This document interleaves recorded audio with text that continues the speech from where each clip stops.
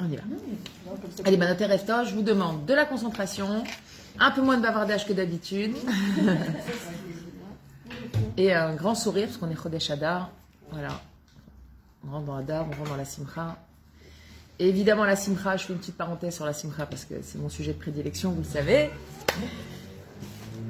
La Simcha, ce n'est pas un état, c'est une avoda, c'est un travail. Les gens qui disent « ouais, elle est tout le temps joyeuse », ça ne veut rien dire. Elle est très joyeuse et absolument pas Bessimcha. On va me dire « ah bon ?» Oui, parce que la Torah, elle ne définit pas la Simcha comme le Montrol le définit. Dans le Montrol, quelqu'un de joyeuse est un fou, un petit clown, il est tout le temps en train de rigoler. Bien souvent, ça cache une profonde détresse et tristesse à l'intérieur. La Simcha, comme la Torah le définit, comme la Chassidoute le définit, c'est un état de satisfaction, de nachat, de plénitude face à notre vie. C'est ce qu'on appelle la simcha, qui engendre forcément, ou qui provient, c'est-à-dire d'un côté et de l'autre, de la relation avec Akadosh Baruch Hu, démarrage, et de la Emouna au final. Donc, c'est ça la simcha, d'accord? On se connecte avec Hachem, on vit notre vie avec plénitude, avec nachat, avec acceptation, sans colère, sans nerfs, etc. Et pour arriver à la fin à vivre vraiment Bémouna, qui être capable de regarder chaque événement comme si il n'y avait rien de mal dedans. C'est-à-dire que même si c'est un événement douloureux, un événement difficile, une épreuve, on la regarde avec le sourire. Quand une personne elle arrive à vivre ses épreuves avec le sourire, alors elle peut dire qu'elle vit Bessimcha. C'est ça la vraie Simcha. Maintenant, il est vrai qu'il y a une Simcha chitzonite, une Simcha qui est extérieure. Et elle est très importante aussi. D'accord? Mais elle ne suffit pas. Ça reste que, voilà, c'est la partie immergée de l'iceberg. D'accord? Le plus important, c'est qu'est-ce qu'il y a en dessous. C'est ce qu'il y a à l'intérieur. Ok? Mais la Torah, elle parle de la simcha chitzonite, elle parle de la simcha extérieure et de l'important d'être joyeux, d'être souriant, etc. D'ailleurs, il y a dans Pirkei Avot, on a une Mishnah qui nous dit Veve mekabel et kol adam besever panim yafot. On a une obligation, les kabel, ça veut dire recevoir, ça veut dire quoi? Quand on est face à quelqu'un, d'être souriant. On a une obligation, besever panim yafot. On doit accueillir les gens avec un visage agréable et souriant. Celui qui fait une tête de Tisha B'Av, chaque seconde, il transgresse cette mitzvah. Il faut le savoir. D'accord? Et peu importe les événements de sa vie. Peu importe. On se doit, ce qu'il y a chez nous, à l'intérieur de nous, ça reste à l'intérieur. À l'extérieur, on se doit de donner un visage souriant, agréable, avenant. Pourquoi? Ça nous paraît logique. Puisque l'homme a été créé, B'Tselem Elohim. L'homme a été créé à l'image de Dieu. Donc, forcément, notre visage, il représente Dieu dans ce monde. Donc, si une femme, a fortiori une femme qui a la tête couverte, etc., donc qui véhicule l'image de la Torah, elle a une tête, une femme ou un homme, tout d'abord, un Ben Adam, il a une tête, ou elle a une tête de Tisha B'Av, c'est comme si elle se baladait avec une pancarte, la vie c'est nul, Dieu il est méchant, voilà. D'accord? C'est... Quelle horreur. Au secours ce monde.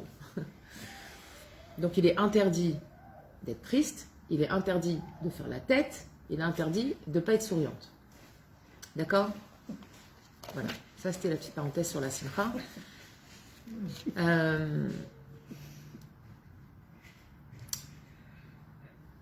Pourquoi je parlais de la simcha? Je t'entends dire quelque chose? Ada. On est rentré dans le Chodesh Adar. Chodesh Adar, c'est le Chodesh de Vena Fochou. On se prépare à l'arrivée de Purim avec tout le principe de Vena Fochou, que tout peut s'inverser. Et quand on dit que tout peut s'inverser, c'est que tout peut s'inverser. C'est pas quelque chose d'utopique ou de quelque chose de lointain.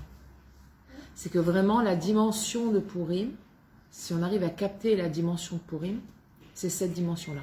C'est-à-dire que Vena Fochou dans nos midot, dans notre matzav, notre situation, dans les difficultés qu'on traverse, dans la douleur, dans le manque. Ce jour-là, Hachem, il peut tout inverser. Tout le principe de Na'aforu. Hachem, il inverse les choses.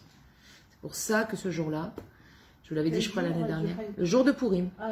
Le jour de Purim. Le principe de Na'aforu. C'est pour ça que ce jour-là, il faut vraiment, Banot, que vous preniez un temps pour faire une bodé doute. Levez-vous tôt le matin. Ou bien, si vous voulez, on se fait un petit programme, comme j'avais proposé l'année dernière.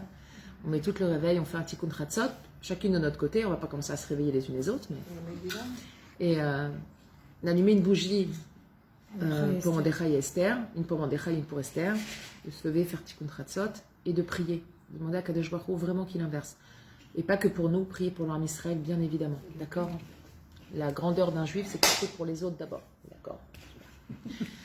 Moi, tous les signes, c'est pour moi les clic-clic. Voilà. Alors aujourd'hui, on va parler de quelque chose de très intéressant, que j'aime beaucoup. Vous allez voir. Est-ce qu'on peut croire ce qu'on voit? Michel a dit oui, direct. Alors moi, j'ai appris à mes élèves que celui qui répond tout de suite après la question, c'est-à-dire qu'il n'a pas réfléchi à la question. Le problème, c'est qu'il ne faut pas croire tout ce qu'on voit. Non. Il y a des magiciens. Non, on peut. Oui, que des fois, si je vois quelque chose. Non, on ne peut pas croire. Est-ce que tu vois Dieu? Ça, non. Et tu y crois? Tu viens de dire qu'il y a des gens qui peuvent donner une allure de simcha et en fait, au fond, ils sont là. Ça, c'est autre chose. Et tu les vois, ils ont l'air. Ouais. C'est une façade. Une vitrine. Donc, on ne croit pas ce qu'on voit. Ça, c'est exactement. Et ça reste, on va dire, quelque chose qui n'est pas proche de, qui concerne une personne extérieure. D'accord? Ça veut dire, a priori, on n'est pas censé, porter un jugement sur une personne. Pas un jugement, dans le sens, tu vois, elle est comme ça, bon point. Maintenant, moi, j'ai, dans mon intérêt personnel, je vois une situation. D'accord? Je vois un matzav, ou j'entends, c'est la même chose. D'accord? Un matzav. Est-ce que j'ai le droit de croire ce que je vois ou ce que j'entends? Est-ce que c'est ça la vérité? Pas toujours. Pas obligatoirement. C'est pas une question de preuve. Tu vois, tu marches dans la rue et tu vois une maman qui met une fessée à son enfant. Tu vas tout de suite créer un mishpat. C'est obligatoire. Non mais regarde Lodi, tu peux pas dire non parce que le cerveau il fonctionne comme ça. Tu vas voir une maman qui met une fessée, ton cerveau tout de suite il va être ma fille, il va dire ah, il a dû faire une bêtise. Oui, c'est possible. Voilà. La maman, elle a eu raison de faire ça. Non, ça c'est l'interprétation. On n'est même pas encore dans l'interprétation. On est dans est-ce que je crois ce que je vois. Tu rentres à l'hôpital dans une salle et tu vois un médecin avec un couteau, du sang partout, etc. Tu dis mais il est fou, il est en train de lui faire mal. Tu crois ce que tu vois. Tu vois du sang, tu vois quelqu'un qui a le truc ouvert, ok? Premier regard, tu dis oh! Ouais. Maintenant, quand tu dis hop, ce que je vois n'est pas forcément la vérité. Parfois, il y a une situation où nos yeux nous trompent dans ce qu'on voit. Si on va, par exemple, chez une personne, et on rentre dans sa maison et on voit plein d'objets de valeur, etc., qu'est-ce qu'il va dire notre cerveau? Elle est riche. Mais ça se trouve que non. Ça se trouve, elle a 1 million découvert à la banque et on ne le sait pas. Et ce qu'elle a là, c'est ce qu'elle a acquis depuis longtemps et que ça appartient à quelqu'un ou l'homme chanema. Les déductions du cerveau, il faut faire très attention. Très attention parce que le Rav va nous expliquer que nos yeux, ils nous trompent. En fait, ce qu'on voit et ce qu'on perçoit et ce qu'on entend dans ce monde, il faut faire très attention. Il faut prendre ça avec des pincettes. D'accord? Il faut prendre du recul. Il faut être capable de ne pas rentrer justement dans le mishpat. Le mishpat est quelque chose de très problématique. Parce que le mishpat, c'est comme un couperet. Paf! Il y a un mishpat, d'accord? Un mishpat en hébreu, ça veut dire une phrase, mais lishpot, ça veut dire aussi juger. C'est très intéressant. C'est-à-dire que dès lors qu'on va dire une phrase, c'est déjà un jugement. La Torah appelle ça un jugement. Une phrase est un jugement. C'est le même mot. C'est très important et très intéressant. Et vous allez voir, quand on s'observe, vous allez voir le nombre de mishpatim qu'on se dit dans notre tête. C'est incroyable tout au long de la journée. Le nombre de phrases qui nous viennent après, hop, un truc, hop. Le cerveau, comment il fonctionne? C'est comme s'il y a une phrase et on appuie sur Enter. Hop, ça y est, la phrase elle est rentrée dans l'ordi. Et c'est la même chose. Et c'est pour ça que l'homme il doit faire très attention. Alors, j'ai dit en rigolant à Michel, mais c'est extrêmement vrai.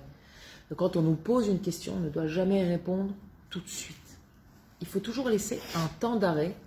Parce que le cerveau, il va envoyer tout de suite son mishpat. Mais moi, je ne veux pas aller dans le mishpat de mon cerveau. Je veux réfléchir vraiment à la situation. Et pour ça, parfois, je vais être obligée de poser des questions, de m'intéresser, d'aller voir derrière, de creuser un peu l'histoire. D'accord? Pourquoi? Parce que justement, pour éviter les mauvais mishpatim, les mauvais jugements, le mauvais regard sur l'autre, les erreurs de parcours, une erreur dans l'accomplissement d'une mitzvah, dans la conception de l'accomplissement de la mitzvah, dans plein de choses, on peut se tromper complètement, interpréter les choses Justement, parce qu'on n'a pas pris suffisamment de recul et combien, on va voir, il faut prier pour avoir toujours le bon mishpat. Combien il faut prier. C'est pas évident d'avoir toujours le bon regard sur les choses. Le regard émet, parce que vous savez que jusque-là, enfin, je vous rappelle quand même qu'on parlait de la notion d'émet. Ok, que le Chacham, justement, il allait, lui, avec son émet à lui. Il cherchait pas c'était quoi le émet universel, la vérité, émet la mitose, la vérité qu'Hachem il a mis dans le monde. Lui, là, c'était d'après sa istaklout à lui. D'accord? Donc on voit bien que le Chacham, le premier, il a fait une erreur dans ce qu'il a vu. Il a vu des marchands qui s'affairaient, nanana, et là, ça peut être intéressant. Quand tu juges sur ce que tu vois, tu es obligé d'aller parler, discuter, creuser, poser des questions pour voir vraiment c'est quoi le émet. D'accord? Alors, on va voir le Rav ce qu'il nous dit. Il dit, Veda, sache, personne ne peut l'ismor, tenir compte, s'appuyer sur son émet à lui. Vous savez, quand les gens y parlent, ils disent alors moi, je te dis, moi, ce que j'en pense, alors, c'est bien ce que tu en penses. Est-ce que ça a une source? Est-ce que la Torah, elle parle de ce que tu penses? Parce que si la Torah ne parle pas de ce que tu penses, ça n'a aucune valeur. Aucune valeur. La vérité, elle a déjà été fixée. La Torah, elle a fixé déjà c'était quoi la vérité. Tout ce qui ne provient pas de la Torah n'est pas la vérité. Et ça, c'est une vérité absolue, pour le coup. D'accord? Donc, c'est bien d'avoir des opinions. Maintenant, la personne intelligente, elle va dire, est-ce que mon opinion, est-ce qu'elle a une source quelque part? Ça me rappelle quand j'ai fait mes études de coach. Alors, je me rappelle, le prof, il disait, t'es d'accord? Vous êtes d'accord? Moi, je suis d'accord de rien du tout. Comment ça? Moi, quand j'aurai fini la formation, je vais prendre tout ce que j'ai appris et je vais voir s'il y a une source dans la Bible, dans la Torah. Il m'a regardé, mais genre, mais qu'est-ce que tu fais là? Je lui ai dit, moi, j'apprends la théorie. C'est de la théorie pour moi. Après l'intérieur, si ça c'est vrai, j'en sais absolument rien. Je vais le retenir pour vérifier. Je dis, mais je ne prends pas pour argent comptant tout ce que vous dites. Moi, ce qui m'intéresse, c'est l'approche. Après le reste, vous me laisserez faire, je ferai le coaching à mon goût, à ma sauce. Et bébé, c'est comme ça que j'ai fait. Après, quand je suis sortie, j'ai cherché, j'ai dit, est-ce qu'il y a des sources dans la Torah de tout ce que j'apprends? Même si c'est un avis d'un chacham, ça me suffit. Même si c'est un avis. Mais il faut qu'il y ait une source, sinon ça ne s'appelle pas le émet. C'est tout. Et nous, on doit être pareil. Quand on entend quelque chose, on voit quelque chose, on lit quelque chose qui n'est pas d'un livre de Torah, on doit se poser la question. Est-ce qu'il y a quelqu'un qui corrobore à cette pensée, à cette déa, à cette opinion, à cette idée? Si personne de la Torah ne corrobore, à la poubelle. À la poubelle. Parce que ça va forcément nous amener à faire des erreurs, à nous tromper. Et à faire des erreurs très graves. Et à entraîner d'autres personnes à en faire. Surtout. Le Rav dit même celui qui est hyper intelligent, ok, il est bac plus 122, ok, il a tout appris, il connaît tout, c'est une encyclopédie sur 2 pieds. Ok? Il ne faut pas se fier à ce qu'il dit. Si ce qu'il dit n'a pas été vérifié, n'a pas une source dans la Torah, ça reste que c'est une connaissance de quelque chose, mais pas forcément la vérité. D'ailleurs, on le voit bien. Toute l'histoire du carbone 14, de la datation de la Terre, etc. Les scientifiques, ils se sont... Et ce qu'ils ne savent pas, c'est qu'Hachem a vieilli la Terre, des kavanas. Comme ça, il explique le Zohar. Il a vieilli la Terre. Justement, pour faire croire aux gens qu'elle a des millions d'années. Mais Hachem l'a créée comme ça, déjà vieille. Et les scientifiques, eux, ils disent, mais non, on a daté, c'est... Oh, une belle blonde. Ça te va bien en blond.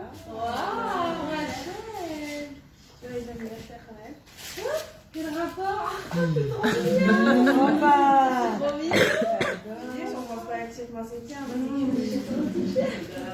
Si le mari n'a pas envoyé les fleurs, il y a Rachel. Attention. On n'a pas fait barbecue, ça tombe très bien. Est-ce qu'on croit ce qu'on a vu? C'est une boîte de gâteau? Il faut goûter. Moi, j'ai vu la boîte, je ne sais pas ce qu'il y a dedans. Ça se trouve, il y a des pétards. Comme les fleurs. Des fois, on voit des fleurs, on voit si c'est des vraies ou si c'est des fausses. Waouh! Waouh! Tu sais, Rachel, tu sais que c'était l'anniversaire de Céline aujourd'hui. Grave, aujourd'hui. J'ai donné des fleurs. Ah, c'est ici. Trop fort. Et on a raté celui de Michel. Et Michel, c'était le 4 Adar. C'est pas trop tard, tu peux. Donne le bouquet de fleurs. Ah, on a raté Henriette, c'était hier. Mais Henriette, c'était hier. Henriette, c'était hier. Oh là là, t'as raté Henriette.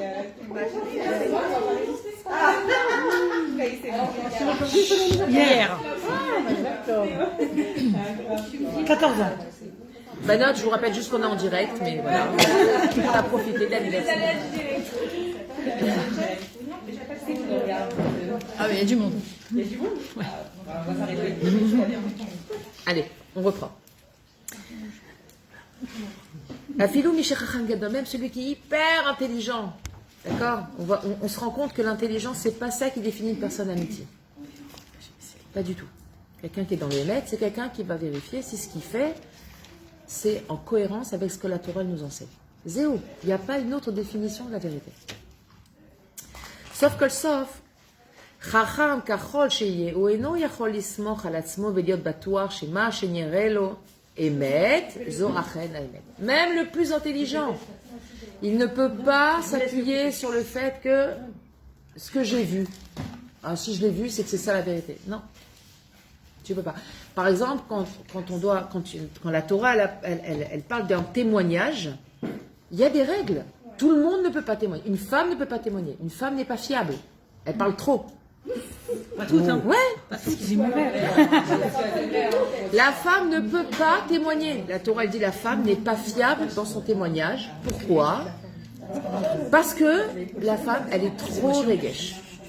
La femme, elle est trop regesh. Elle est sensible. Elle fait un amalgame de plein de choses. Vous savez, le cerveau d'un homme,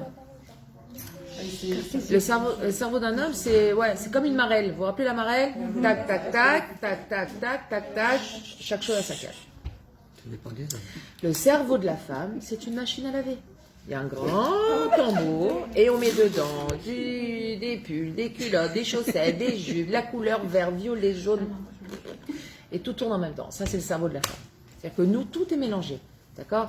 Avant d'arriver à sortir l'émotion de l'équation et rester juste avec l'information, c'est un travail énorme pour une femme. Elle n'est pas faite pour ça. C'est pour ça que la femme ne peut pas témoigner. D'accord? Le témoignage d'une femme n'est absolument pas valide, pas reconnu par la Torah. Même si c'était Dvorah Nevia, elle ne pouvait pas témoigner. La briout, la raison. On a raison.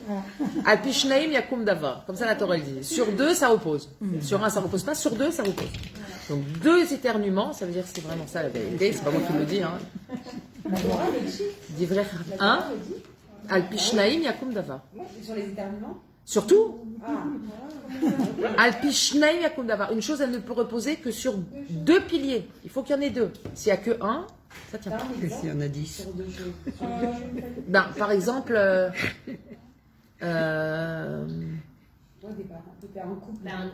un couple, deux, non, plein de choses. Par exemple, t'entends deux fois quelque chose qui arrive, qui se passe. Voilà. Le deuxième vient appuyer le premier. Mais dans plein de choses, j'ai pas plein d'idées dans la tête. Ouais, par exemple. Ouais, c'est Al-Pishnaim Yakum Davar. Les choses sur deux, elles reposent. D'accord, pour un avis médical. Voilà, tu demandes un deuxième avis, exactement. C'est un très bon exemple. Bravo. Ah, Liliane, elle a dit quelque chose de très intéressant. Elle dit il y a l'écho. Il y a la voix et il y a l'écho. Et il y a l'écho. L'écho, c'est la deuxième voix. Ah ouais.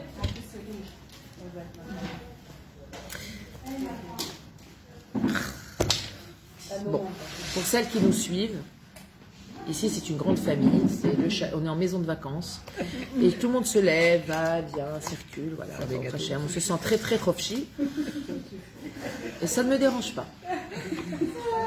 Ça ne me dérange pas. Ça ne me dérange pas. Non, ça ne me dérange pas.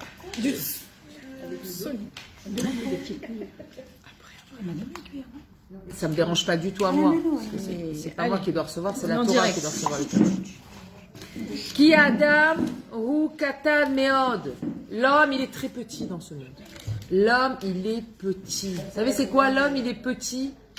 C'est-à-dire que l'homme, il va réfléchir d'après son opinion, d'après sa vie, d'après ses manques, d'après son expérience de vie, d'après sa douleur. C'est très dur pour un homme d'être impartial dans les choses de la vie. Très, très dur. C'est ça la petitesse de l'homme. Ce que Rabbeinu, il appelle Mochin des katnout. Petit d'esprit. C'est pas petit d'esprit. Non mais. C'est avoir. L'étroitesse. Voilà, l'étroitesse d'esprit, mais dans le sens où la personne, elle va voir, déduire. Voir, déduire. Rabbeinu dit, un juif, il doit avoir Mochin des gadlout. C'est-à-dire que l'événement, il est là, et lui, il doit faire ça, comme ça. Et plus il est loin, et mieux il va voir. Parce que plus on s'éloigne, plus le spectre, il s'agrandit. D'accord? Et donc, il ne doit pas voir l'événement lui-même. Il va s'élever par rapport à ça, en ne rentrant pas dans le jugement, en ne rentrant pas dans l'interprétation, et il va voir tout ce qu'il y a autour de cet événement, et toutes les interactions que les choses autour ont à voir avec l'événement, et là, il va avoir une notion plus réelle de la vérité. C'est comme les journalistes quand ils prennent Exactement. Une phrase. Information, il la sort du contexte. La Exactement. Il la sort du contexte. Ça peut donner une interprétation complètement différente. On peut dire une phrase, et de cette phrase-là, la personne elle va dire quelque chose qui est complètement l'opposé que ce que la personne initialement elle a voulu dire. Donc, combien on doit faire attention à ce qu'on voit, à ce qu'on entend, à ce qu'on dit. Ce sont les trois choses liées. Ce qu'on voit, ce qu'on entend, ce qu'on dit. D'accord? Hop, hop, hop. D'accord? C'est trois choses liées. L'homme, il est très restreint. Il est metzumtzam, c'est étriqué. D'accord? On voit bien. Il suffit qu'une personne, elle ait eu un jour affaire à quelqu'un qui avait une barbe et qui l'a volé. Tous les barbus, c'est des voleurs. C'est comme ça. C'est l'étroitesse d'esprit de l'homme. D'accord? Alors il dit, on ne peut pas se fier au jugement de l'homme. Parce que l'homme, il est petit et il a l'esprit étroit. Et même en comparaison. Tu parles de l'être humain? Ouais, exactement. En comparaison de toute la bria qu'il y a autour de lui. Et à plus forte raison en comparaison avec Dieu qui est infini. Allez-y, servez le gâteau. Parce que là, mes yeux, ils font les essuie-glaces depuis tout à l'heure. Ils m'ont enlevé la fourchette, je ne peux pas manger. Attends, je vais apporter des...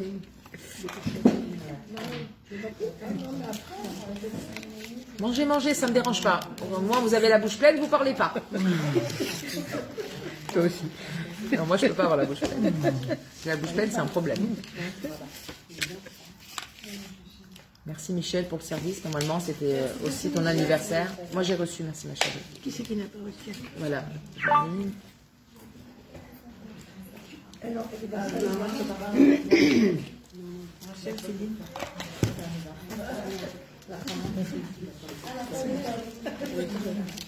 Ve'er yuchal. Regardez le langage du Rav. Ve'er yuchal lavo gargir avak kaze l'echkar et haemet. Et qui sait qui oserait un grain de poussière venir faire une enquête sur la vérité qui vient d'Hachem, qui est infini. D'accord? Parce que c'est ça l'histoire. C'est le grain de poussière contre l'infini.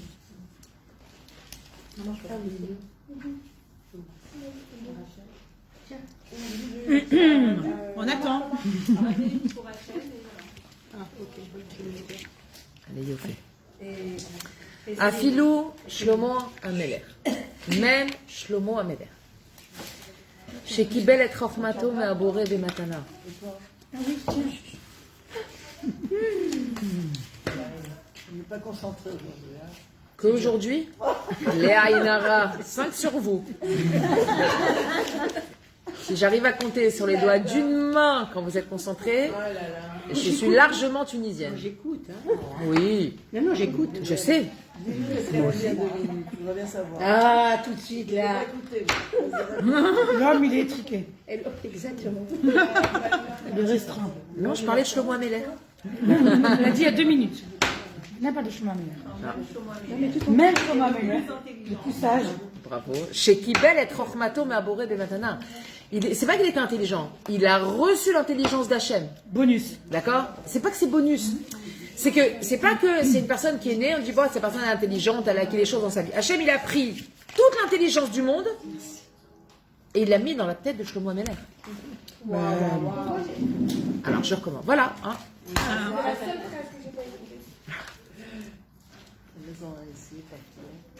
Attends, j'attends qu'elle termine comme ça. Désolé, hein, le public. Hein. Au Hachem, Am Israël. La semaine dernière, c'était les Eloula de Moshe Rabbeinu. Combien il avait de la patience? Ah, pour gérer tout l'Am Israël. Là, il y en a 10, j'arrive pas à les gérer.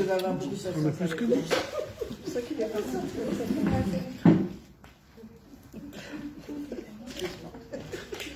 J'ai rien entendu.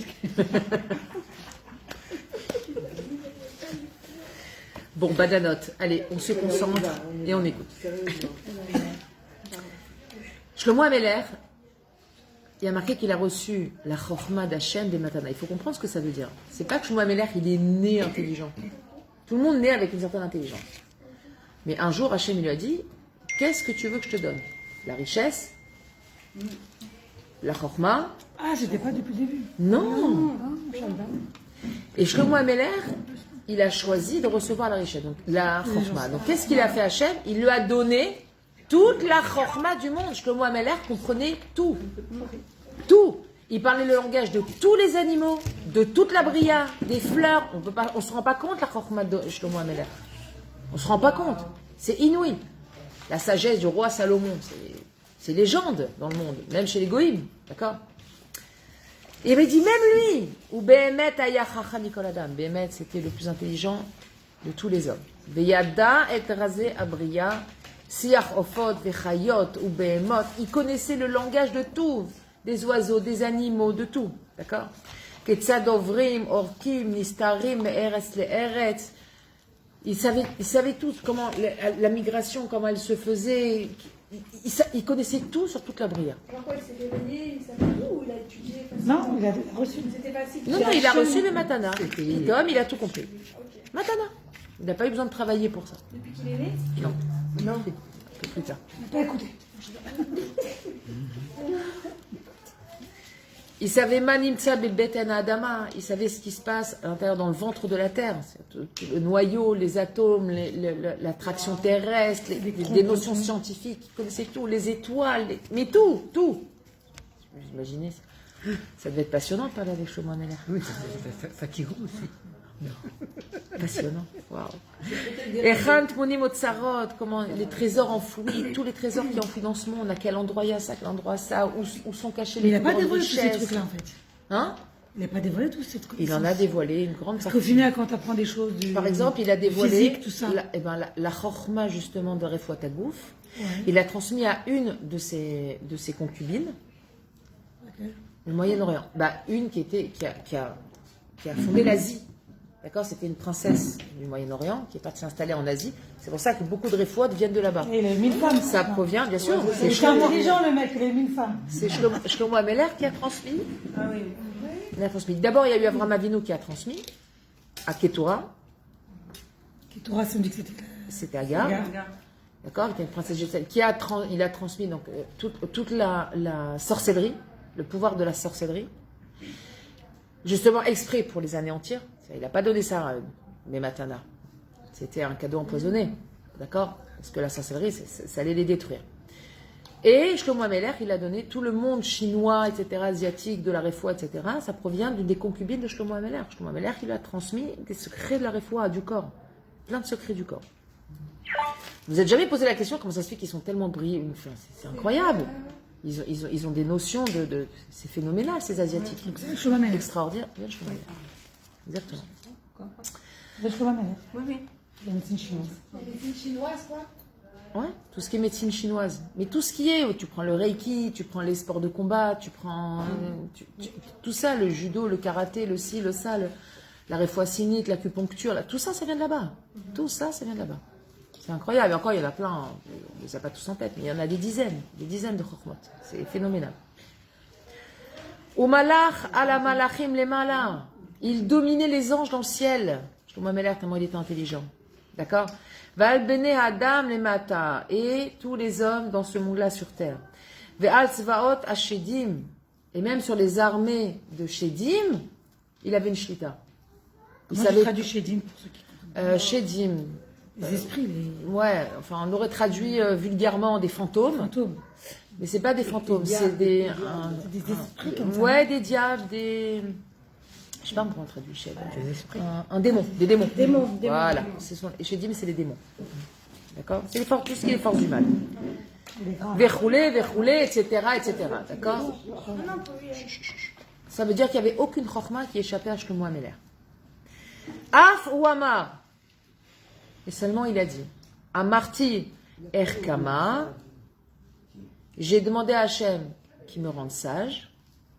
Et avec tout ça, elle est encore très loin de moi, la sagesse. Lui, il a dit ça. Ouais. Et pourtant, il était hyper intelligent. Mais bien sûr que c'est possible. Hanel, Il se rend compte de la grandeur. c'est pas compliqué. La Torah, elle est divine. La Chochma et le Emet, ils proviennent de la Torah. Nous, on est limité. Dieu, il est illimité. Donc, un cerveau humain ne pourra jamais contenir l'infini. C'est impossible. C'est mathématique. Même si Shlomo Améler, il a reçu une dose de Chochma qui lui a permis de comprendre le monde qui l'entoure, ça ne reste que le monde qui l'entoure, parce qu'il était un être humain.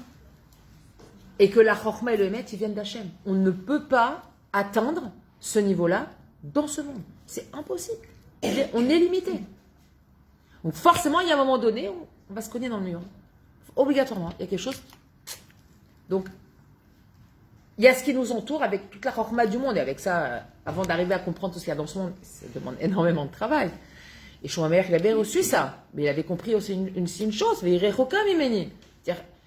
C'est pas parce qu'il avait toute la chorma qu'il pouvait comprendre la chorma d'Hachem. C'est impossible. C'est beaucoup trop loin. C'est infini la chorma d'Hachem. Ça commence même pas. Ça commence même pas.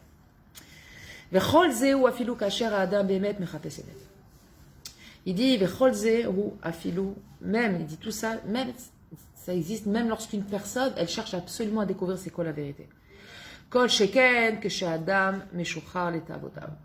Déjà, quand un homme, il est en quête de vérité, c'est marrant, on utilise ce mot, en quête de vérité. D'accord? C'est-à-dire que la vérité, c'est une recherche. Donc ça vient vraiment appuyer le fait qu'on ne peut pas déduire une vérité de ce qu'on voit, puisque la vérité, c'est une quête. C'est une quête, une enquête, d'accord? On recherche. C'est un talir d'arriver au Emet. C'est pas genre, je vois ça, voilà, c'est ça la vérité. Pas du tout. Pas du tout. Et la preuve, qu'est-ce qu'ils faisaient nos Tanaïm? Dans la Gemara, ils disent, il y a eu ça, ça doit être ça. Et l'autre derrière disait, non, t'as pas compris, c'est ça. Ah oui. Et l'autre il dit, mais non, t'as pas compris. Mais je comprends pas, il y a combien de Emet dans ce monde? Il y en a un. Donc ça veut dire qu'en fait, le Emet, on ne l'a pas atteint dans ce monde. On a des notions de vérité, d'accord? On a des notions, des étincelles de vérité. Mais la vérité, personne ne la connaît. De toute façon, il n'y a pas une vérité. Elle n'est pas humaine. Il n'y a pas de vérité de toute façon. Il n'y a pas qu'une vérité. On dit que la Torah, elle a 70 facettes, etc. Elle a 70 facettes, mais Donc, ces elle n'a pas 70 une facettes... vérité. Si, c'est non. Chacun a sa Ces vérité. 70 facettes, elles ne sont pas détachées l'une de l'autre. Oui. C'est quoi? Tu prends un diamant, tu le tournes, il y a un prisme, mais c'est un diamant, c'est pas plusieurs. Shivim panim la Torah, ça veut dire quoi? Regarde, c'est comme un miroir. Regarde une personne, c'est très intéressant. Imagine ça, c'est un miroir, d'accord? Toi, tu te mets devant là, toi, tu vas voir quoi? Ça. Mais il suffit que tu te tournes comme ça. On va voir ça. On ne verrait pas forcément quand tu es là. Mais est-ce que ça, quand tu vois là, ça veut dire que ce qu'il y a là n'existe pas? Ou ce n'est pas lié? Absolument pas. C'est juste que j'ai regardé la Torah sous un angle différent. Et il y en a shivim. D'accord? Mais tous sont liés, les uns aux autres. Et tout ça, c'est le Emet. Le Emet, c'est une notion. C'est pas un calcul, c'est pas un chiffrement, c'est pas des données, c'est pas une accumulation de données, le Emet. Le Emet, c'est une notion. D'accord? Donc toute notre vie, on tâche de s'approcher du Emet. Mais qui peut dire, moi je suis dans le Emet le plus... Alors celui qui dit ça, vous êtes sûr qu'il est complètement à côté. Complètement à côté. Parce que c'est un... Rechercher la vérité. C'est une quête, c'est un talir. On y va, on avance, on gratte, on découvre, on découvre ça, on découvre ça, on découvre ça. Et quand on arrivait là, je dis, mais tu sais, t'as pas pris à gauche. Allez, oui, je refais la même chose là. Et puis là, et puis là. Et puis on arrive à la fin, on a découvert ça, mais ça reste que c'est une notion qui est dans ce monde. Elle est limitée. Les coudins. Elle est limitée. Alors, à plus forte raison, celui qui ne cherche pas la vérité et qui est complètement soumis à ses pulsions. Alors, cette personne-là, elle est loin de la vérité. Très, très loin. D'accord? Elle est soumise à ses pulsions, à ses chulshotav, à ses faiblesses. Les déot, kdumot, ou tfosé marshava, aux idées reçues et aux erreurs de jugement. Ou mash anashim korim à emet chez les que les gens ils appellent ma vérité. Moi, je vais te dire c'est quoi la vérité. Alors, si quelqu'un vous dit ça, vous prenez vos jambes à votre cou et vous en allez très très vite. Je vais te dire c'est quoi moi la vérité. Faut jamais dire ça. Zosh tout gmoura, comme ça leur avait dit. C'est une idiotie complète. Qui ota emet yesh lahem, hi lema'ase hakol shel ha'ta'avot she'em meshuchrim alehem. Parce que cette vérité, c'est juste l'expression de leur tava, dans laquelle ils sont complètement soumis. D'accord? Une personne qui n'a pas étudié, comment elle peut avoir des vérités? C'est impossible. C'est impossible. Alors, c'est vrai que il y a l'expérience de vie. Alors à ce moment-là, on va pas dire je te partage la vérité, mais je partage mon expérience. Dans l'expérience, il y a quelque chose qu'on peut tirer qui nous concerne. Mais ce qui est sûr, c'est que toute l'expérience ne nous concerne pas. Pourquoi? Parce que cette expérience, elle était valable pour cette personne. C'était elle qui devait le vivre. Moi, je ne dois pas vivre ce que cette personne elle a vécu. Je dois vivre ma propre expérience. Mais je vais tirer une étincelle, une sagesse, une perle de sagesse. De cette expérience-là, je vais me l'approprier, donc je vais la façonner, je vais la rentrer à l'intérieur de moi, l'adapter à la personne que je suis, et je vais continuer ma recherche de la vérité. Donc je vais acquérir des zones de lumière, de compréhension des choses par rapport à l'expérience de chacun et chacune des personnes qui m'entourent. Mais ça ne reste en aucun cas la vérité. La vérité, elle est enfouie dans la Torah, il faut aller la chercher. Quelle heure est-il, Madame Persil? Et moi, je disais, Ah, ça va. Effectivement. c'est la vérité. C'est la vérité. On ne peut pas nier qu'il y a une montre au mur.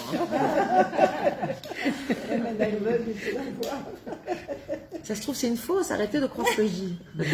C'est peut-être pas la bonne heure. Le pile, voilà, exactement. Aïe, aïe, aïe, aïe, aïe.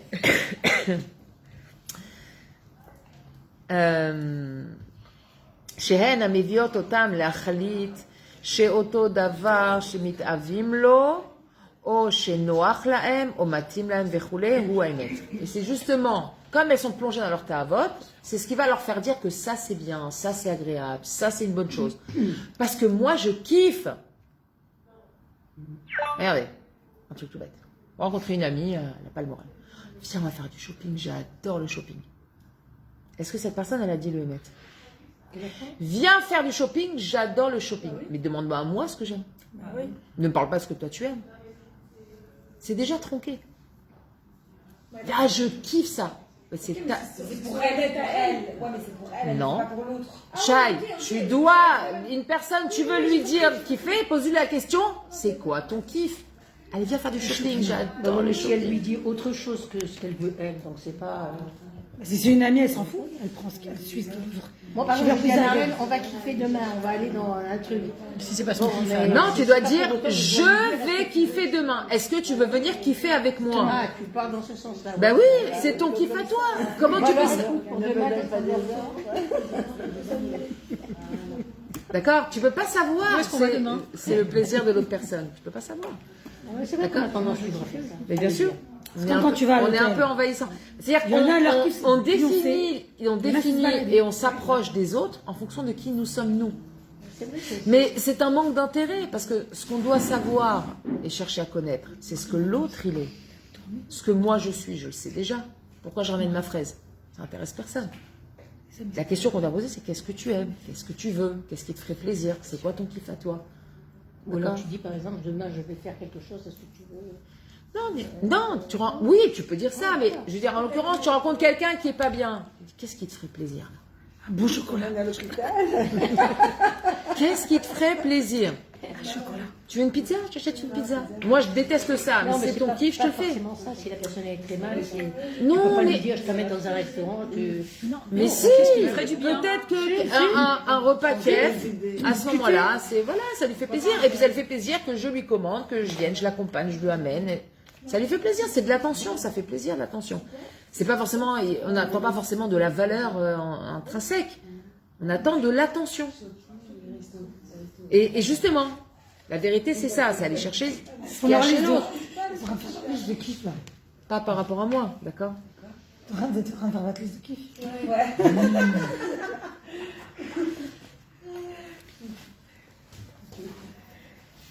Un café tranquille, tu sais. Ok, alors, ouais, mais Beota Mida Hayu Yecholim Lomar Zo Atava Sheli. Quand ils disent moi, c'est comme ça que je vois les choses, c'est ma vérité, ou tu peux dire à la place, c'est mes désirs. En fait, la personne, d'ailleurs, c'est marrant, c'est une expression en français qui dit elle a pris ses désirs pour la réalité. C'est rêve pour la réalité. Elle a pris ses désirs pour la réalité. Non, pas ses rêves. Elle a pris ses désirs pour la réalité. Elle a cru que son désir, c'est ça la réalité de la vie. Mais pas du tout, ça reste que c'est ton désir. Et que si il n'est pas corroboré par la Torah, tu ferais mieux de t'en débarrasser. Parce qu'il n'y a rien de vrai là-dedans. Ouais, prends tes désirs pour la réalité. D'accord?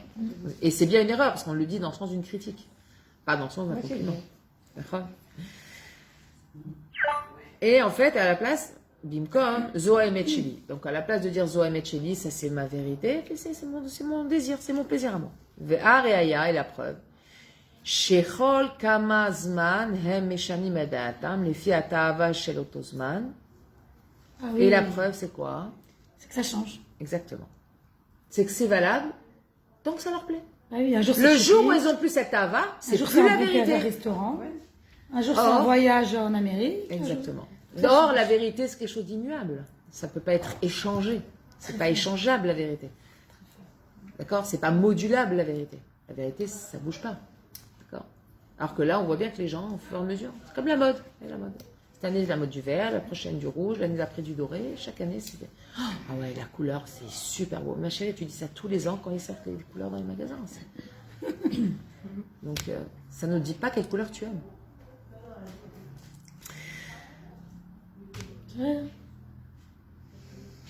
C'est la vérité. La reine. Mi shebemet lo rotse le ramot et asmo. Il dit la vérité, celui qui ne veut pas se mentir à lui-même, celui qui ne veut pas être rusé, d'accord, être un ramaï, être une personne qui ruse. Tzarich lechapes et haemet shel haboré velo et haemet shehi lefi hamoach hametzimtzam shelo. Il doit chercher c'est quoi la vérité d'Hachem. Les filles, comment on peut atteindre cette notion de vérité d'Akadosh Baruch Hu? De quelle façon on peut l'atteindre? Bravo! Bravo, C'est que celle qui prend des notes, hein, vous voyez, prenez exemple, prenez des notes. Il n'y a que par la tfila qu'on peut arriver à s'approcher de la vérité. Pourquoi? Bah, plus tu te rapproches, plus tu t'éloignes. Plus tu pries, plus tu te rapproches, c'est ça? Non. Ce que je veux, c'est avant. Comment? Non, la tfila personnelle. Demandez à Kadosh Baruch Hu, montre-moi c'est quoi la vérité. C'est quoi la vérité? Pourquoi on ne peut arriver à ça que par la tfila? Je dis bien que. Hein. Que par... Reprenez le début du cours. De quoi on a parlé au début? On a parlé de nos yeux qui nous trompent. D'accord? Maintenant, comment tu peux savoir, toi, que tes yeux t'ont trompé ou pas trompé? Allez, tu vas dire, ok, tu sais quoi, mes yeux ils m'ont trompé. Alors, c'est pas ce que j'ai vu. Mais alors, qu'est-ce que c'est? Et même si ma deuxième interprétation, elle va dire, non, c'est pas la première, ça peut être ça. Est-ce que je peux être sûr que cette deuxième interprétation est la bonne? Non. Je ne pourrai jamais l'être. Mais quand il arrive dans le vrai, ça veut dire tout ce qu'on voit, tout est faux, mais tout est faux ce qu'on voit. Tu vois ce que je veux dire? Oui, tout on voit ce qui est faux, sauf la vérité, parce que si demain tu vois un Sefer Torah, tu sais que c'est un Sefer Torah. Il n'y a pas d'équivoque. Oui ou non? Pourquoi? Regarde, c'est très intéressant. Regarde, qu'est-ce qui émette? En général, ce qui émette, c'est les choses qui, à travers le temps, n'ont pas bougé. Ça bouge, ça, tout ça, tout est faux, tout ce qu'on voit. Non mais attends, C'est connu. Bah ouais. Elles vont finir par. On l'a fait sur Terre. Non mais les fleurs, elles existent depuis combien de temps? Elles datent pas de 2022. Ok, alors c'est quoi que tu dis le temps? Je comprends pas. Bah ça a traversé le temps. Un Sefer Torah, depuis quand ça existe? Le Sefer Torah. Toujours. C'est toujours le même aujourd'hui. Le Shabbat qu'on fait aujourd'hui, c'est le même Shabbat qu'Avraham Avinu il faisait. Le Pessah qu'on fait aujourd'hui, c'est le même Pessah qu'Avraham Avinu il faisait. Les prières aussi. Ça a traversé, c'est transgénérationnel, ça a traversé le temps et génération sans bouger. Le même Chazir qui est Taref, il est Taref depuis... D'accord? Ce qui traverse le temps et ne bouge pas, c'est la vérité. Ce qui est changeant, ce qui est en mouvement, en interprétation, en évolution, en transformation, c'est pas la vérité, c'est ce que nos yeux ils vont voir. D'accord? Ce que nos yeux ils vont voir. Donc, si, regarde, Shai, un exemple idiot presque, j'ai envie de dire. Okay? Aujourd'hui, je te vois avec le foulard mis comme ça. Alors ma vérité, elle est, ah, Shai, elle adore mettre le foulard comme ça. Mais demain, je te vois avec un foulard comme ça, là. Alors la vérité, elle est différente. Ah non, finalement, elle aime comme ça. Voilà, mais elle aime comment alors? C'est quoi la vérité? Là, j'ai émis une opinion sur ce que j'ai vu. Parce que c'est ce que j'ai vu, mais ce que j'ai vu, c'est vrai ce que j'ai vu. C'est pas que t'as une fausse poussière et moi j'ai vu un foulard. T'as vraiment un foulard sur la tête. Ouais? Ok? Mais c'est ce que j'ai vu. D'après mon jugement à moi, j'ai dit, ah, si elle met comme ça, c'est qu'elle aime ça. Mais le lendemain, t'es différente. Et puis après, dans une semaine, tu seras encore différente. Donc, je peux interpréter les choses tout au long de ma vie, comme j'en ai envie, en vrai. Tu l'as vu, Yannick, le film de Jim Carrey avec... genre, en gros, c'est... tu sais, il y a en fait un truc à part, en fait, où il y a des... Comment dire? En fait, il est dans un film. Truman Show. Jim Carrey, ou Truman Show, voilà, Truman Show. Il est dans un film. Et en fait, il y a des acteurs autour de lui, donc sa femme c'est une actrice, les gens qui font genre... Ils Ah, je l'ai vu The Truman Show. Truman Show. Truman Show, exactement. Voilà. Et en gros, en fait, Exact. je me dis des fois, quand je vois ce qui se passe dans la vie... C'est comme je me ça. dis, c'est T'as l'impression que t'es au milieu du spectacle. Ouais. Exactement, genre des gens qui viennent, je me dis c'est des acteurs, genre tous... Ouais. Je sais pas comment D'accord, mais c'est ça. Mais bien sûr, c'est une nuance. Et les anges, ils nous regardent comme ça de haut, ils disent ah, elle a fait la nuit. Ah, je vais lui envoyer comme ça, on va voir comment elle va réagir. Ah, voilà, son fils, il va hurler devant moi, on va voir ce qu'elle va faire. Et je me dis tout ce que mon entourage comme ça. Jusqu'à ce que tout brûle. Et en fait, dans le film, jusqu'à ce que tout brûle. Il se sauve, la tempête, machin, et il casse tout. Il arrive en fait au Olamaba. Genre pour moi, c'est ça, genre t'arrives dans le vrai monde. Mais en fait, il regarde, en fait, tout était faux. Et je me dis, le monde là, c'est pareil. Genre ton fils, il fait une crise. Hachem, il te teste, comment elle va réagir. Ton mari, que je sais pas, il est à l'hôpital. Exactement. Regarde-toi sur cet exemple. Ton fils, il fait une crise. Ouais. Quel est le vrai problème de la crise? Moi, exactement. Comment je vais réagir, mes réactions, mes émotions, comment je vais Exactement. réagir face à mon enfant. Le problème, c'est pas la crise de l'enfant. Le problème, c'est la guicha du parent. Enfin, Voilà, l'anécoda, c'est la guicha du parent. Ouais, C'est pas du tout la crise de l'enfant. Alors, le parent va vouloir chercher à gérer la crise au lieu d'aller faire le travail à l'intérieur de lui. Voilà. Mais, encore une fois, On laisse sur les. comment... On laisse sur le gosse. Non, on s'en fiche si tu le laisses hurler ou pas. C'est pas ça. Est-ce que je suis hystérique ou pas? La question, elle est comment je réagis. Si je décide de laisser hurler, parce que je décidais de laisser hurler, et que là, pour l'instant, il hurle pour rien, bah laisse-le hurler. Mais peut-être que le lendemain, il hurlera pour quelque chose, que tu diras non, je le laisse pas hurler, parce que là, il a raison. C'est pas un problème. Le problème, c'est pas est-ce que l'enfant, il hurle. Il y a des fois des enfants. Le problème. Non, mais l'eau proportionné. Regarde, Sarah. L'eau méchanée, ce qui va faire ton enfant. C'est ça que je suis en train de t'expliquer. Ah, ok. L'enfant, c'est un facteur extérieur. Ce qui est important, la vérité, c'est toi. Qui es-tu face à l'événement? Ça, c'est la vérité. Parce que à l'intérieur de toi, il n'y a que toi qui sais comment tu es, comment tu réagis. C'est là, le test de vérité, il est là. On réagit différemment, par exemple, souvent, il y a des enfants. Oui, mais c'est toi. Mais c'est toi. L'enfant, lui, il fait ce qu'il a à faire. Qu'un enfant, il fasse une crise, c'est un enfant et c'est normal. Par contre, où va résider le test? C'est dans l'adulte face à l'enfant.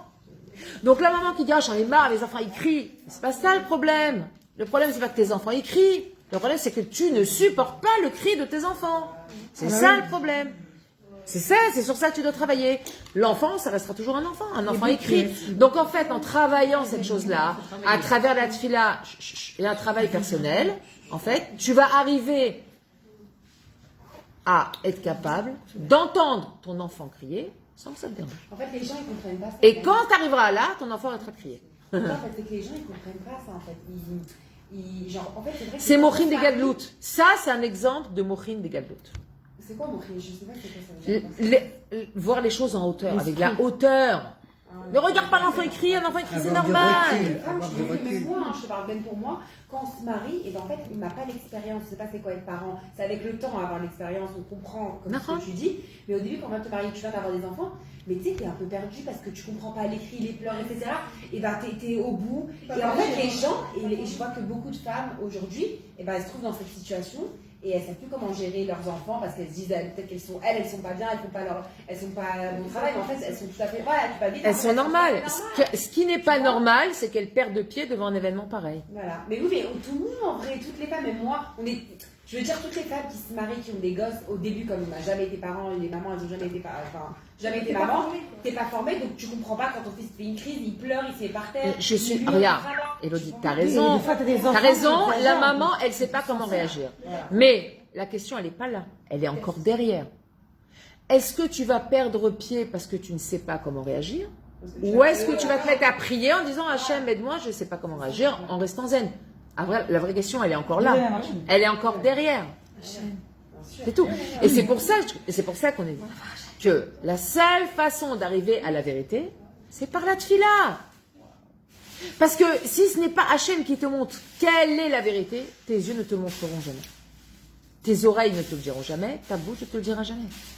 La vérité, on ne la connaît pas. C'est que par la tfila qu'on peut arriver à la Et vérité. même si on prie de toute façon, on ne sera jamais en vrai. Enfin, on va jamais dire. On va pas être sûrement Tu vois, c'est pas Ah non, la je suis pas vérité. d'accord. Non, mais Non.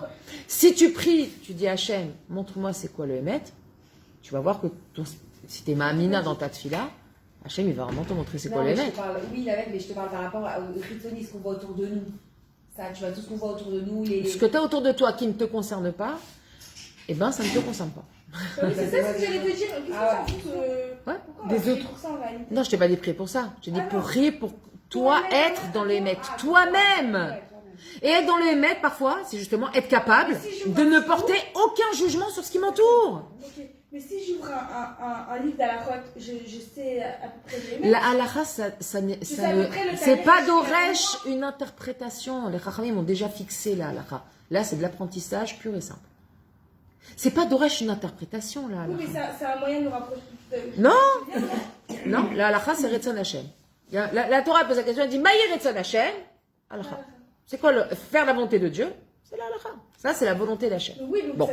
Maintenant, toi, tu es dans une avodat Hachem. Alors, à part les halachot, c'est au sensu que tu vas apprendre, Shabbat, Tachon, il y a des halachot, qui, par exemple, la Torah, elle va te dire,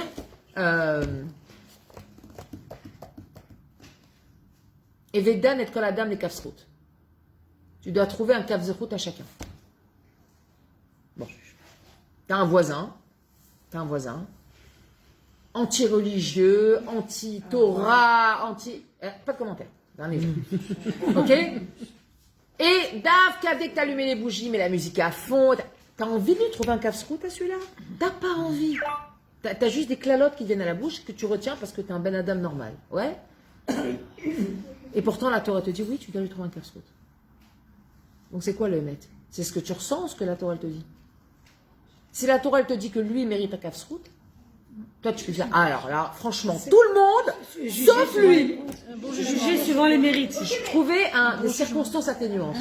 D'accord? Les kafzerhout du côté du mérite. On doit le juger du côté du mérite. Alors, on doit lui trouver un mérite.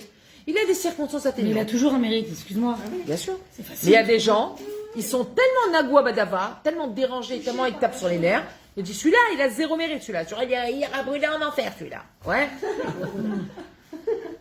Or, tout le Moi, je leur monde. dis toujours, tu sais pas comment ils se comportent avec ses Tout le parents, que monde, l'autre. hein, mais plein de choses. Et même ça, même sa colère envers la Torah, tu sais pas d'où elle vient. Tu connais pas sa vie, tu connais pas ses Des fois, il a peur, antécédents. il veut se rapprocher, c'est pas On comment. peut trouver des dizaines de kafsrout pour chaque personne dans ce monde.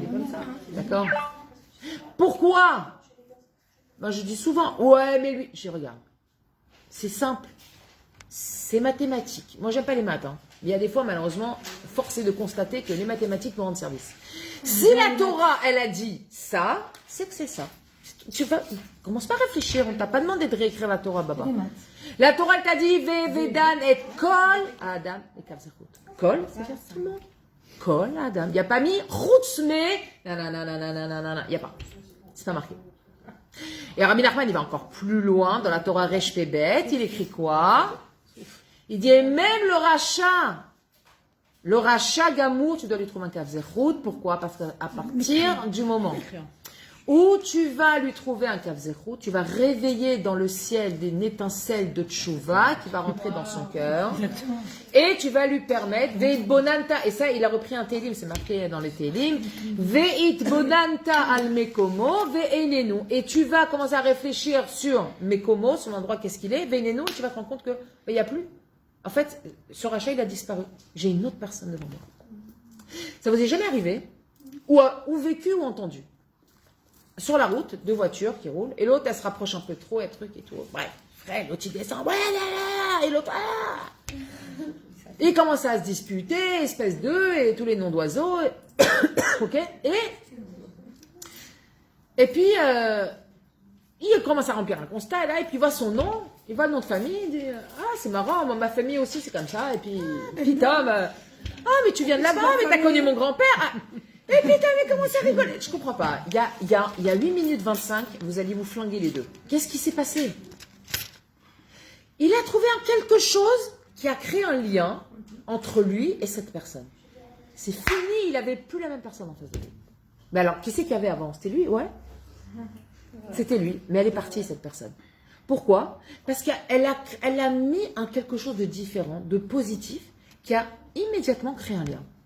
Ça a modifié la personne, comme c'est marqué dans tes livres. Veit bonantal, mais comment veinenu. Et tu vas vérifier à l'endroit la personne qui était, il n'y a plus. Ah, c'est marrant, il est plus rachat.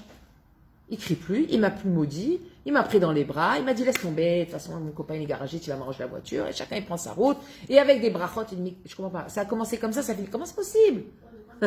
Ça défie la logique.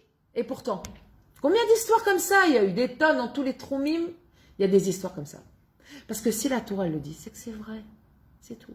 Si la Torah, elle le dit, c'est que c'est vrai. Écoute, donc, étant donné que nous, nos yeux nous trompent, notre cerveau, il nous trompe, nos oreilles nous trompent, notre bouche, n'en parlons pas. Si une personne, elle ne prie pas à Kadosh Baruch Hu pour arriver à la Nekudat Haemet, elle pourra se planter toute sa vie en étant sûre que ce qu'elle fait, c'est exactement ce qu'il faut faire. Pourquoi on dit dans la tfila, Vetaher libeno leovdecha be'emet? Purifie mon cœur pour te servir Béhémet. Je comprends pas. Normalement, j'aurais dû dire pour te servir. Enfin, te servir, c'est te servir. Je prends Shulchan Aruch, je fais là la chot, je te sers. Pourquoi Béhémet? Pourquoi la Torah a besoin, les Chachamim, c'est pas la Torah, pourquoi les Chachamim, quand ils ont rédigé la Tfila, ils ont eu besoin de dire Veter libenu, le Ovdecha, Béhémet? Parce que tu peux le faire machinalement. Ouais, Mais c'est pas parce que tu fais machinalement que t'es pas Hémet. Désolé, ça n'a rien à voir. C'est un problème de Kavana. C'est pas un problème de émettre. Il y a des gens qui sont pas, dans leur cœur, ils sont ragoufs ou une horreur. Mais par contre, tu les verras, ils font tous les salades. Non, je suis pareil. C'est pas ragouf. Pourri. La reine. Aucun être humain n'est pourri. Et tu vois, un mec, le mec, il a les yeux, il est plein, c'est comme ça, il a tout ce qu'il faut. On va passer par un moment, je ne vais pas aller travailler, toi. Mais ce que je veux dire, ça ne veut rien dire. Qu'est-ce qui veut rien dire? Tout faire tes à la fois, mais si tu l'as pas fait avec. Non, mais je suis d'accord. C'est quoi aimer dans Regarde. quel sens il dit ça, la vérité? Ce qui fait. Dans quel sens tu as ça? Non, non, mais une seconde. Est-ce que tu passes à la fois de telle manière ou de telle manière, à la fin tu l'as fait? Non, alors là, tu sais quoi, quand tu fais la bracha, tu te dis, bon, tu l'as fait machine. Pourquoi tu fais la bracha? Tu te donnes la tour. Tu l'as fait parce que je dis, vraiment, je remercie Dieu qu'il m'a apporté. C'est ça le Hémet. Alors, remercier Dieu qui t'a apporté le gâteau, c'est la bracha acharona. C'est après, quand on a fini de manger. La bracha rishona, c'est là, on demande la permission à Hachem d'utiliser ce qu'Hachem a mis dans le monde. Bah, on reconnaît que rien ne nous appartient. Faire les brachot, c'est reconnaître que rien ne nous appartient. Ok, maintenant. Mais attends une seconde. Regarde, Hachem. Même si la personne, elle est pourrie à l'intérieur d'elle, ça ne veut pas dire que la bracha qu'elle a fait, elle ne va pas lui être comptée comme mérite. Ah non, quand on te dit, le précède bonnet au lame, non, tu rentres dans le jugement. Tu rentres dans le jugement. Tu rentres dans le jugement. Tu n'étais pas là au début du cours. Non. Quand tu marches dans la rue, non. Oui. Oui. Oui. Tu marches dans la rue, tu as tout eu dans ta vie. Tu n'as rien besoin. T'en sais rien. Mais tu ne connais pas la vie des gens. Tu connaîtras jamais la vie d'une personne à part la tienne. Je ne parle pas de moi, je mange pas la personne. J'ai un autre Non, Rachel, tu rentres déjà dans le mishpat. C'est pas le fait. La personne, elle marche pas par pas. Elle sait qu'elle a tout ce qu'il faut, mais elle voit quelqu'un et elle n'est pas capable d'appliquer ce que. Tu sais rien. Pars du principe que tu ne sais rien. Tu ne sais rien sur les gens. Mais ni toi, ni personne d'autre. Qui se connaît elle-même. Moi, je vois quelqu'un comme ça, je ne porterai pas de jugement. Parce que je ne connais pas. Je parle de la personne elle-même. Mais cette personne-là, elle donne pas la tzedaka. Et alors, Sur elle-même, elle dit. mais Ah, j'aurais la je suis en train de te parler. Elle te parle de la personne qui marche et qui se connaît elle-même. Et alors quoi? Elle En quoi ça marche nous pas concerne sur à nous? elle-même. T'as pas compris. Il y a bien marqué. Ok, chesed bonne olam. D'accord? Et la Torah bonne olam. Non, une personne qui est religieuse. C'est Olam Chesed Iben. Il a toujours entendu, appris, appliqué tous les soirs. Ouais. Ok, ok. Il sait ce qu'il fait. Ok, Un quelqu'un qui ok. sait. D'accord. Maintenant, il voit quelqu'un qui a été dans le besoin. Pourtant, lui, il a besoin de rien grâce à Dieu et il a même plus ce qu'il faut. Ok. Qui lui a donné tout ça? En vérité, rien ne lui appartient, parce que quand il va partir, On est d'accord. il va partir sans rien. Comme Mais il est venu va sans rien, juste- il partira sans rien. Va jusqu'au bout. Et alors? Lui, de lui-même, je ne parle pas moi, je juge, je dis, je juge. De lui-même. Ouais. Il sait, quelqu'un vient le voir, il lui regarde et il va être travailler comme tout le temps. Et dans ce cas, tout ce que tu as fait, tout ce qui va dans ta plata, tout ce que tu as fait jusqu'à présent, si toi-même ton caractère ne porte pas à vouloir aider ton prochain et avoir cette expérience de tout ce que tu as appris, tu n'appliques pas, tu ne le fais pas dans les bêtes. Je suis désolée, c'est faux. Ça marche pas comme ça. Mais c'est Tu lui-même peux pas qui tout porte mélanger. cette réflexion. Regarde, Non, mais c'est lui qui se regarde. pose cette réflexion. elle dit. Attends une seconde. Pas quelqu'un Je vais qui donner un dit. exemple. Tu prends un cuisinier.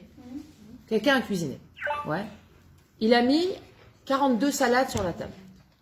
8 poissons différents. Tout est excellent, parfait. Faut qu'il nous invite. Et il amène 10 plats. Et sur les 10 plats, il y en a un qui est tourné. Est-ce que tout ce qu'il a préparé, c'est nul? C'est lui le cuisinier. Et tout le reste, c'est son œuvre aussi.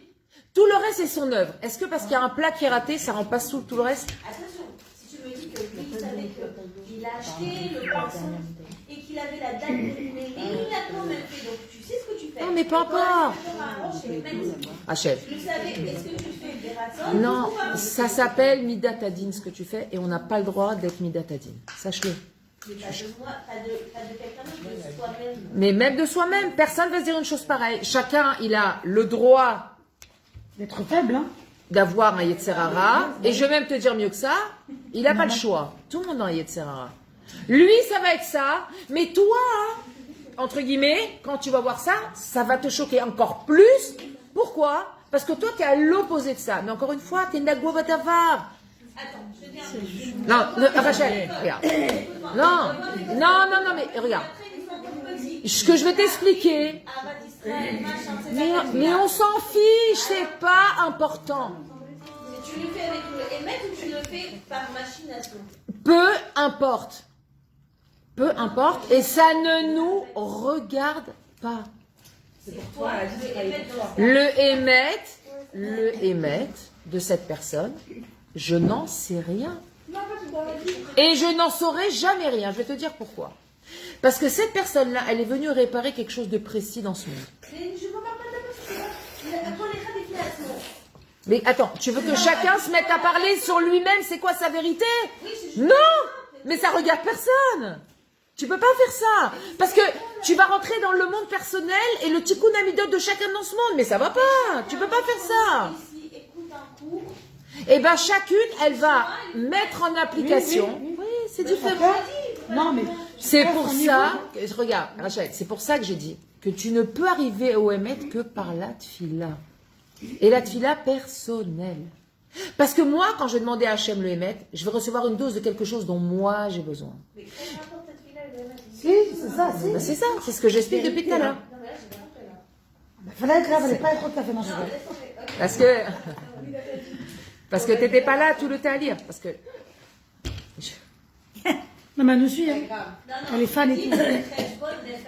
non, je parlais pas du Cheshbon Nefesh, je parlais pas de ça du tout. Pas du tout. Le début du cours, on a démarré sur le fait que nos yeux nous trompent. Ce qu'on voit n'est pas le Hémet. Oui, Ce qu'on voit n'est pas le Emet. Ce que tu vois... Perception. Je t'en prie, réponse Eliezer, je dis quelque chose. Ce que tu vois, c'est pas le Emet. Parce que ce que tu vois, tu vas l'interpréter d'après toi. Je sais pas, j'ai vu un prix sur quelque chose, je suis partie à la caisse, c'était le prix. Je me suis pas trompée. C'est pas avoir un prix, c'est pas sujet à interprétation, c'est une médecine. On te voit blonde. Est-ce que tu es vraiment blonde? Qui a dit que ça c'est blond? Qui a dit que ça c'est blond? Non. Ce sont des choses qui sont établies dans ce monde auxquelles on se fie ou pas. Je parle pas de ça, d'accord? Je parle que des scientifiques, ils ont dit qu'on avait tout ce qu'on a dans un verre. Non, pas du tout. Sur l'optique. Non, pas du tout, pas du tout. Pas du tout. Je suis en train de parler, j'ai expliqué au départ que nos yeux, ce qu'ils voient... Regarde, tu as donné un exemple. Le monsieur, il lui manque rien, il a l'alias de billets dans la poche, etc. Tu vois la scène, il passe devant quelqu'un qui tend la main, il lui dit va travailler, il continue sa route, il donne pas. La tête, elle a déjà fait gling, gling, gling, gling, gling, gling, gling. Ouais. Tu me dis, quelle route c'est pas celui-là, il a des billets plein de trucs, machin, c'est ce que la plupart des gens vont penser. Et c'est naturellement ce qu'on va se dire. Parce qu'il y a un mishpat qui vient automate. Parce que le cerveau, il est mafile comme ça. Il y a un mishpat qui vient, qui est... J'exagère, ça va. Même moi, qui roule pas sur l'or, j'aurais donné quelque chose. C'est comme ça, mais c'est humain. Celui qui dit non, je dis c'est un menteur. Voilà. Celui qui me dit non, j'aurais jamais pensé ça, je te dis, c'est un menteur. C'est pas vrai. Tout le monde va penser ça à plus ou moins grande échelle. Ouais. Mais non, sache que tes yeux te trompent. Parce que tu ne connais pas la personne, tu ne connais pas son matzav, tu ne sais pas l'argent qu'il a dans la poche pour qui il est, tu sais rien en fait. Pars du principe que tu sais rien. Et c'est ce qu'il explique, Rabbeinu. Il a dit nos yeux, ils nous trompent. On voit des choses, on croit que c'est ça, mais ça n'a rien à voir. Si tu ne pries pas pour savoir c'est quoi la vérité, pas en l'occurrence cet exemple-là, je m'en fiche. Moi, ce que je veux, quand je vais prier à Hachem, dire Hachem, permets-moi de vivre et de voir les choses comme elles sont bémettes. Je ne veux pas me tromper. Ni dans mon mishpat, ni dans ma façon d'agir, ni dans mes choix. Si je ne prie pas, regarde. Une personne a dit, ah, moi, je veux me marier avec quelqu'un de sérieux, je vais chercher un religieux. Ah, comment tu vas chercher un religieux? Ah ben, une kippa, une barbe, des péotes, des tzitzit, il étudie la Torah, il est au collège, il a son rave, il a la panoplie de Superman. Ouais? Mais, ok, le gars, il est comme ça. Mais pourquoi tu penses que ça, c'est ça qui va te rendre heureuse? Ou pas? Comment tu peux être sûr que c'est ça qui va te rendre heureuse ou pas? Si tu pries pas à Hachem, tu te donnes-moi la personne qui va me rendre heureuse. Là, si tu vas prier, tu vas avoir la personne qui va te rendre heureuse. Et peut-être qu'elle aura aucun cliché de tout ce que tu imagines. Tu veux dire demander le zivouk. La vérité. Mais que ce soit le zivouk ou n'importe quoi d'autre. Tu vas acheter une maison. Tu rentres, ouah, mais tu sais pas cette maison. Il y a eu que des galères avant. Il y a 20 ans, une jeune fille, elle s'est suicidée dans cette maison. Machin. Et tu sais pas tout ça. Et tu sais pas tout ça. Et tu dis non, c'est la maison de mes rêves. C'est la maison de tes cauchemars. Tu vas voir, ça va pas tarder. Et si tu pries pas, dis Hachem, donne-moi la maison qui est ma team pour moi. Ma question, c'est Où je vais être bien dedans. Comment tu peux savoir quoi prier si t'es pas encore au courant que c'est du shaker? Non, tu sais Mais pas. tu pars du principe que tout est shaker. T'es où? Bien sûr. Tu pars du principe. C'est tout. Tu pars du principe que tout ce que tu vois, c'est pas la vérité. Moi, tout ce que je vois, je sais pas si c'est la vérité, donc pour moi, c'est pas la vérité. Donc Hachem, s'il te plaît, voilà, aide-moi à faire en sorte que cette chose-là, que ce que je vais faire, mon choix, etc., ça soit ma team pour moi, ça soit ça le émet, ça soit dans cette direction-là que je dois aller. Parce que si tu ne pries pas, tu ne peux pas savoir ce qu'on le met. Quand on dit dans la tefila, Ta'er libenu leovdecha be'emet. Pourquoi be'emet? Ovdecha, oved Hashem, oved Hashem. Ah non, il y a des ovde Hashem, il y a des ovde amiti. Il y a des tzadikim et il y a des tzadikim amitiim. Quelle est la différence? Des vrais, Oui, bah, évidemment. pas des mythos. Il y a les vrais et il y a des tzadikim. Ils ont des notions de tzidkut. Et il y a les tzadikim amitim. C'est amiti. Ce qui sont chez eux, c'est du lourd. C'est du vrai. C'est pour ça que quand on prie, je ne sais pas si vous avez déjà vu dans le livre de Tehillim avant, on dit qu'on attache dans les shamas les chol tzadikim ha'amitiim shebedorenu, chol tzadikim ha'amitiim shochne afar. Parce que toi, tu vas voir un monsieur avec une grande barbe et un grand chapeau de baba et tu vas dire, oh, c'est le petit-fils de Baba Salé, je vais demander une bracha, moi. Et c'est un charlatan, et tu le sais pas. Et tu le sais pas. D'accord? Donc, si tu pries pas à Kadosh Baruch Hu avant, en disant Hachem, amène-moi vers un tzaddik amiti. Moi, je veux aller vers la vérité. Je veux pas du mezouillaf, je veux la vérité. Même l'argent qu'on met dans la Zdaka, on ne sait pas où il va. Exactement. C'est une très bonne remarque. C'est pour ça que le mieux, c'est de donner directement à la personne qui a besoin. Voilà. Parce que la Torah, elle te dit. Si tu as un pauvre, tu dois aller d'abord tes proches, après ton entourage, là où tu habites, après les pauvres de ta ville, après les pauvres de ton pays, et s'il n'y a pas, tu vas donner. Mais les Aniyim d'Eretz Israël sont toujours prioritaires. C'est-à-dire que si tu as un proche en Chouslaretz et un Ani que tu connais en Israël, tu dois donner en Ani en Eretz Israël. Parce que les Aniyim d'Eretz Israël, ils auront toujours priorité. Il a une... Excuse-moi, juste pour pourrir, tu parles de ça. Maintenant, les pauvres, ça veut dire pauvres ou gens dans le besoin. Pour moi, c'est pas. Est-ce que c'est pareil? Oui, c'est la même chose. D'accord. Personne dans le besoin. Mais attention, tu dois donner. Si. Un pauvre, quelqu'un dans le besoin, c'est la même chose. Par contre, tu peux avoir les moyens dans une période de ta vie où tu donc à ce moment-là, elle a besoin. Mais à ce moment-là, elle a besoin. Si à ce moment-là, elle a besoin, tu lui donnes. C'est vraiment depuis le début jusqu'à la fin. C'est une télé comme ça. Et tu peux après. Non, moi je suis pas d'accord. C'est pas quelqu'un qui vit que sous les ponts, non? Non, c'est pas que ça. Les situations changent. Oui, travail. Et alors, si ça change après, mais là, maintenant, il a besoin, tu vas pas lui donner parce que peut-être plus tard ça va changer. C'est ça que je te dis. Une personne pauvre ou dans le besoin, là, au moment de pourrir où tu dois donner, tu lui donnes, c'est tout. Non, moi j'ai dit personne pauvre dans le sens où elle a toujours été comme ça. Non. Tu dois regarder maintenant la situation de maintenant. C'est tout. Une personne dans le besoin, tu donnes une personne dans le besoin, c'est tout. D'accord? Maintenant, attention. Ça me rappelle une histoire. Je vous l'ai raconté déjà.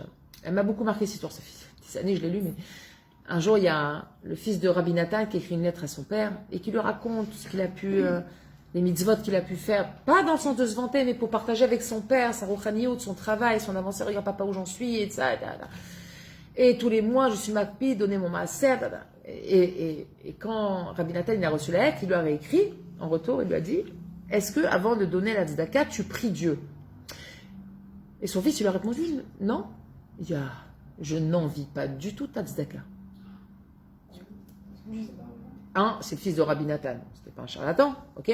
Deuxièmement, je donne tzedaka. T'envies pas ma tzedaka? Non, il dit, parce que si tu pries pas avant de donner la tzedaka, ça se trouve ce que tu vas donner. Au lieu de servir à dévoiler Dieu, ça va servir à l'inverse. Mais si tu connais Et la ta personne... caméra, elle est de aider quand Tu dois t'assurer que la personne à qui tu vas donner la tzedaka, elle va être capable de dévoiler Hachem. C'est-à-dire quoi? La Torah, elle explique, c'est quoi dévoiler Dieu?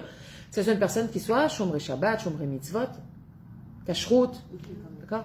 Parce que si c'est une personne qui ne fait pas tout ça, donc elle ne va pas dévoiler Dieu, elle n'a pas la priorité pour la tzedaka. Mais comment ça, dévoiler Dieu, ça veut dire quoi? Si tu donnes de l'argent à quelqu'un, c'est pour servir Hachem. Hachem, il t'a donné de l'argent à toi pour le donner à un Ani. Ce Ani, maintenant, il doit recevoir l'argent. D'accord? Maintenant, lui, qu'est-ce qu'il est censé en faire, cet argent? Tu sais qu'une personne, elle est pauvre, mais quand elle a de l'argent, elle va se droguer. Tu vas lui donner? Non, j'exagère pas, mais il faut un peu exagérer pour comprendre. C'est pour ça que Non, mais il y a plein de plus simples. Mais là, ma tante elle est venue à Pourim. J'ai extrait. Je fais des SDF, pas donner l'argent, tu leur acheter à manger.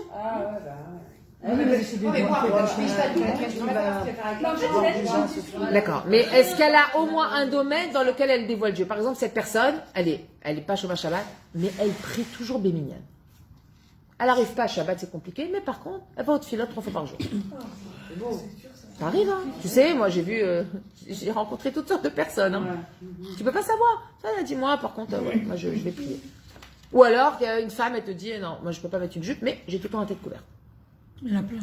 Il y en a beaucoup. Ou sinon, à la plage, tu vas, elles sont en maillot de bain bikini, mais elles ont qui souillent. Mais dans Israël, il y a de tout. Hein. C'est une française, ça. Des françaises. Pas de la chaude. Non.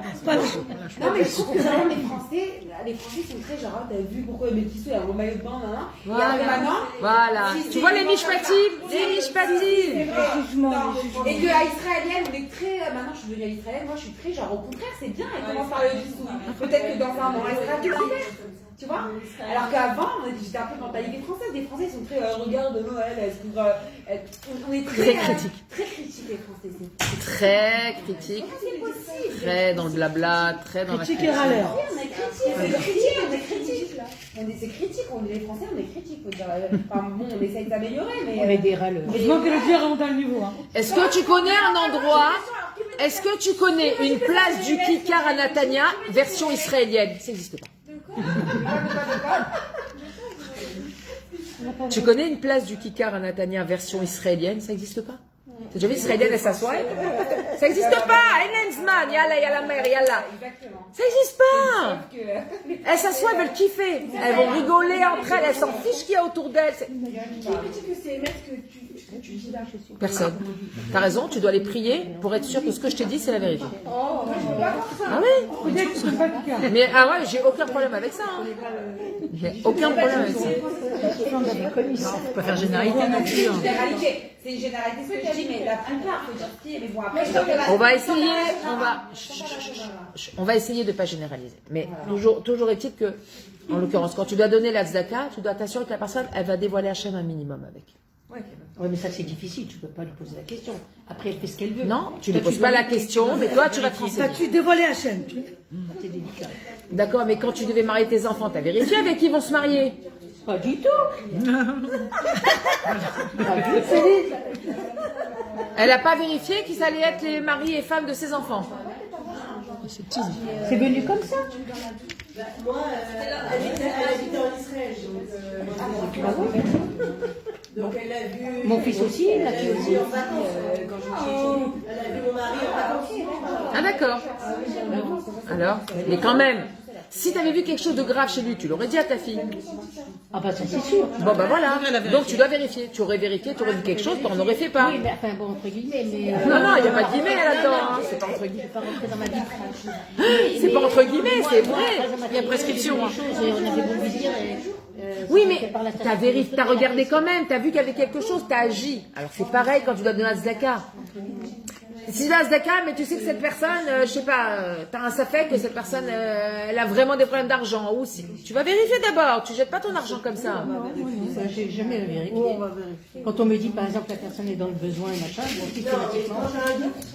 Non, j'ai pas de doute parce que je la connais pas.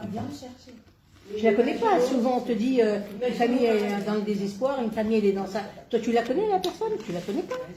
Non, mais t'as confiance dans la personne. Ça, voilà. T'as confiance dans la personne qui l'envoie. Elle a dit.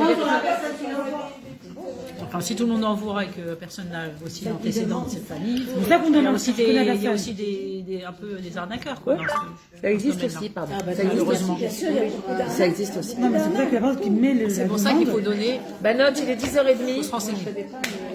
Mais surtout avec l'intelligence artificielle. Oh là là. Ce qu'on peut faire avec Je l'intelligence viens artificielle. débile. Brad Pitt. Tu as vu Céline Dion? Elle est pas morte.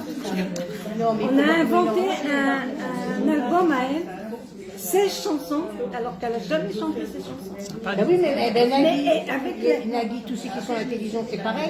Il y en a un, il fait une grande émission qui est très très connue. Il le dit tous les jours, faites attention, ce qui se passe dans cette publicité, ce n'est pas moi. Bien sûr. L'intelligence artificielle, c'est catastrophe. Ah oui. Très très très dangereux. Les fausses Il faut essayer de infos. réfléchir quelle est la leçon qu'on peut tirer pour nous-mêmes de cette intelligence artificielle. Qu'est-ce que ça veut nous apprendre? À part d'être méfiant, mais ça va nous apprendre plein de choses. Plein. Banat, on a pu faire, malgré tous les bavardages, une page entière. Félicitations. Des fois, on fait 3 lignes. Hein. On avait une page entière. Waouh! 3 lignes. On avance. On avance. Encore du boulot, ça, devant. Moi aussi. On voit le Banot Batzlacha. Un Purim Sameach. Qu'Hachem il vous comble de joie amitite, de Nachat Yehudi Kacher. Entièrement. de simcha dans notre cœur, Bezrat Hashem, dans le cœur de tout le Ham Israël en difficulté. Qu'Hachem exauce notre filote pour le bien. Qu'Hachem nous épargne les souffrances, les douleurs, les épreuves. Qui nous donne la force d'avancer sans avoir à subir les épreuves de la vie, qu'on puisse grandir, qu'on puisse le prier toujours et recevoir avec facilité tout ce dont on a besoin, surtout dans notre avodat Hashem. Le matériel aussi c'est important, mais c'est pas essentiel. Mais il faut quand même demander à Kadosh Baruch Hu qu'on ait de quoi honorer Hashem Béchefar, d'accord, que ce soit des belles tables de Shabbat, une bouquelie, une belle maison, des beaux vêtements pour la femme, etc. Il faut prier pour ça. Et Bezrat Hashem, qu'on puisse accueillir Mashiach Tzidkenu très rapidement. Amen. Amen. Voilà, Banot, que Dieu vous bénisse.